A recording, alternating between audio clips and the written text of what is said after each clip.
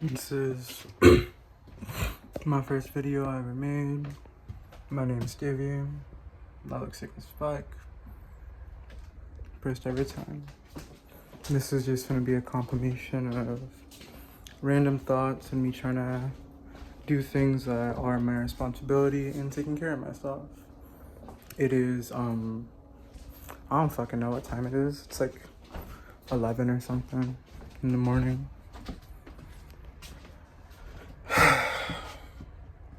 12:14 and still haven't ate anything. Woke up at like 9, 8. I don't know, it's just hard for me to try to get myself to even make food for myself. And that's the main reason I'm even making this video, because like I have ready to eat food that I can heat up, cook, and eat perfectly fine. But I don't. And it's like,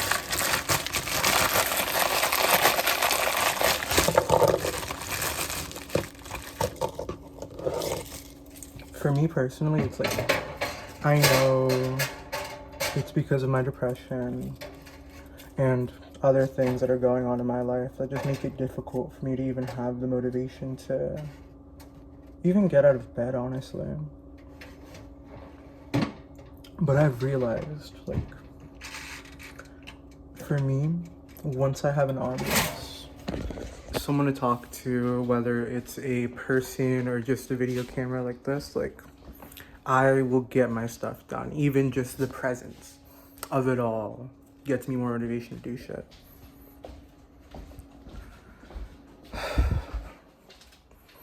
And sometimes, like, I don't know.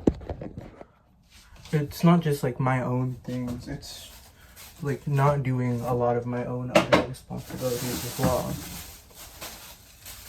Or no, actually no, that's wrong. I struggle more with taking care of myself because at least like doing things for other people personally makes me feel nicer. Makes me feel nicer. So, trash. So like even that in itself is motivation for me to go do something. Like I will waste most of my energy trying to do something for someone else rather than just do something for me. And I mean, I know why that is. I know the way I grew up wasn't the best per se. And it was filled with a lot of people pleasing, a lot of only praising me when I do stuff for someone else, not for me. And I know that all of that has led to me becoming an extremely people-pleasing person. Or just for me to be extremely people-pleasing as like a... It's like the main way I try to get people to stay around me, you know? I try to make sure they're happy. I try to make sure they're content. I try to listen to everyone's problems, make sure they're all good. And the weird thing to say about it is like, I haven't been doing that recently. I've been still checking up on people that I care about, of course, and then like friends who I still talk to, all that, making sure they're good and everything. But like, I remember before, I would be trying like extra hard. Like, oh, someone tells me they're sad, I will make your whole last day. And it's almost like a form of self-repression to not allow myself to... No, it's not right. I want to say self-repression. I don't know. Just going out of that cycle of like forcing myself to please every single person around me has really been like has been really awkward for my mind. Like, sometimes I feel guilty for not giving whoever said they were sad, like, the best day of their life. Just because they complained or they were sad for a little bit. And, like, I already forgot what I said, but it just makes me think a lot, you know? What happens once I get used to not 100% serving the people around me? What happens when it's something that I can finally stop 100% worrying about? When it's finally something that won't give me, like, this weird sense of, like, dread when I think about the fact that I'm not pleasing somebody at the moment. And it's like I'm looking forward to that. I really am, because my own inner mind is, like, so distraught from knowing that I've brought people pain as well. From knowing that a lot of my own actions, selfish and not selfish, have ultimately hurt people and have hurt people in very extreme ways. And I wonder how it's going to be like to think about that once I'm out of being a, like, still heavily people pleasing. Because at the moment right now, I wouldn't say that I am, or that I'm like a people pleaser, but I still feel this, like, immense pressure whenever someone tells me that they're sad, that they're angry, that they're whatever, to just, like, that I have to be their release, that I have to be their vent, just because I can in the moment, even though I may not want to be.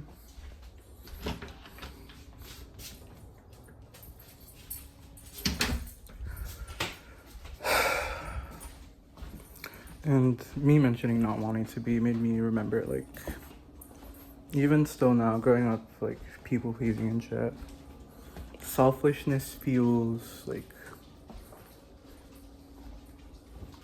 to explain it in a better way, it makes me feel like as if I was Jeff Bezos and hiring a bunch of people for minimum wage, knowing I could pay them better.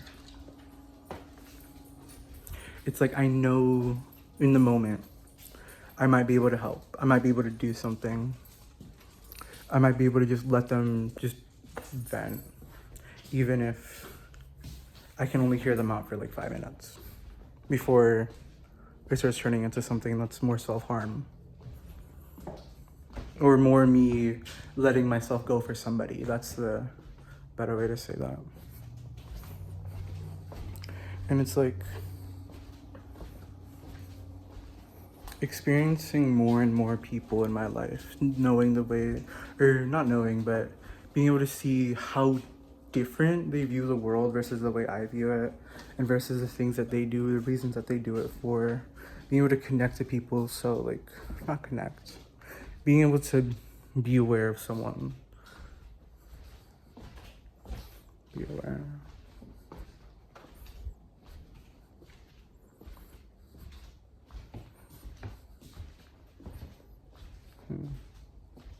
I don't know. I don't know if we could ever truly be aware of what someone else is thinking. We can guess. We can always make a real good estimate, but how would you ever truly be aware of what someone else is thinking? Because trying to even think of what someone else might be thinking at the moment is like judging them based on how I view them and judging their own thoughts. Yeah, judging their own thoughts and my own view of them. It just feels wrong sometimes to think that I know what's going through someone else's head.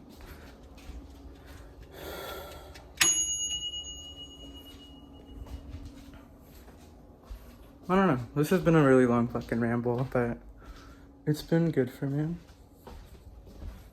And the food finished cooking, so I'm gonna go put that shit on a plate and fucking eat it. But, yeah. I don't remember what I was talking about, so I'm gonna talk about something else now. I always wanted to, like, try, like, psychedelics and other things. But sometimes I get scared because it's like how many things you view online about being like, oh, this can turn your life like horrible, it can give you forever PTSD, whatever. And then hearing like a million different trip stories from like a million different people about the way it experiences them, like, it makes me scared to try it, even though I have before. Or not on a full-blown trip, but you get what I mean. But it's like hearing all those experiences, hearing like, oh, you need a trip sitter, or like 100%. It freaks me out sometimes because it's like, then I get worried about like, oh, what if a trip sitter isn't good enough? What if I'm not good enough at the moment? What if like my mental health is like, not mental health, but like, what if my mindset at the moment, like, what if like last second before it hits, like it just changes?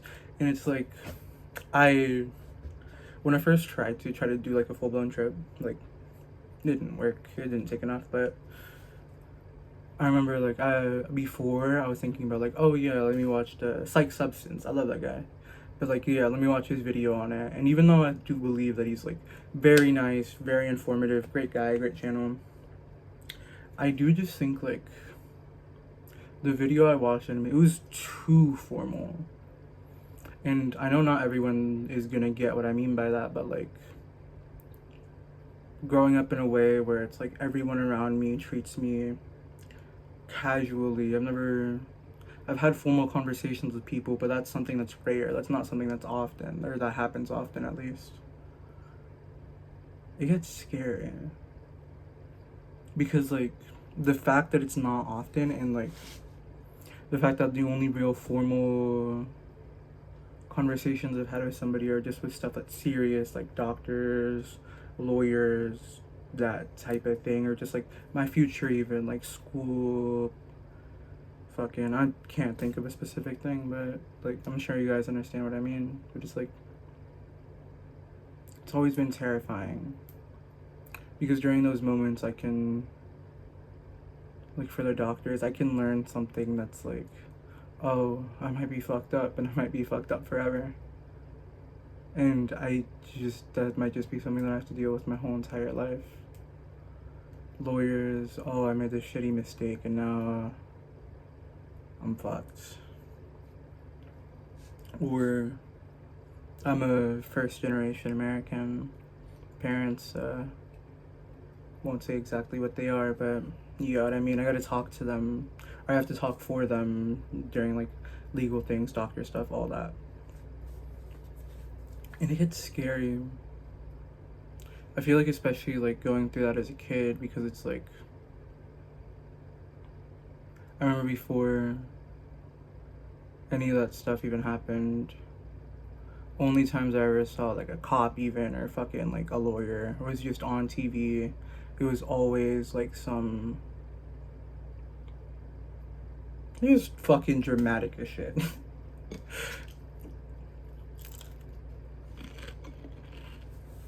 Always on some crazy ass dramatic shit. And I remember like having to talk to them. For me, I was so scared, even though it was like a fucking I think it was like a parking ticket or some shit that they just went to court for. I just remember how terrified I was, because I was like, damn, what if my parents get deported? Even though it was literally nothing for that.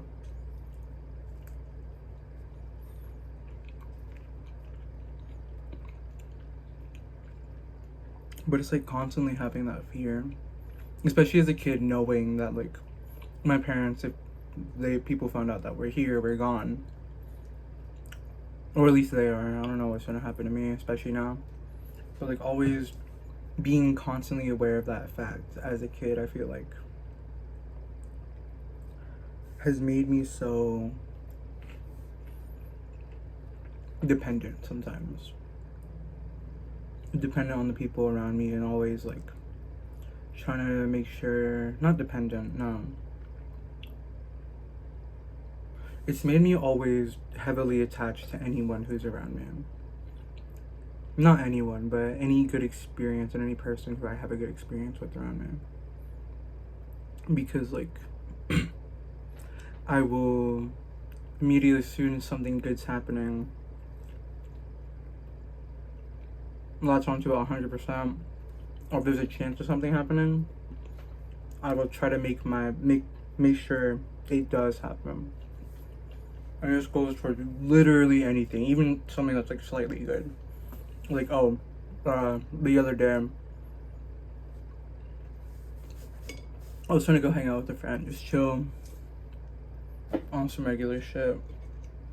And I currently use my brother's car because I don't have my own. And it turns out he went to college because he thought that I was talking about tomorrow, not that current day. And I remember how like almost distraught I felt giving up that moment of happiness. Like, oh, I know I was about to go chill with a friend. We were about to go do some fun shit. It was gonna be nice, just nice, relaxing out of the house. And it's because I got so attached to even just like the idea of us hanging out. I was in my head making up like, oh, it's gonna be so fun, we're trying to go do this, that, whatever. And then I got so attached to that idea that as soon as like I heard him just be like, oh no, I'm sorry, I thought you were talking tomorrow, it felt so dysregulating.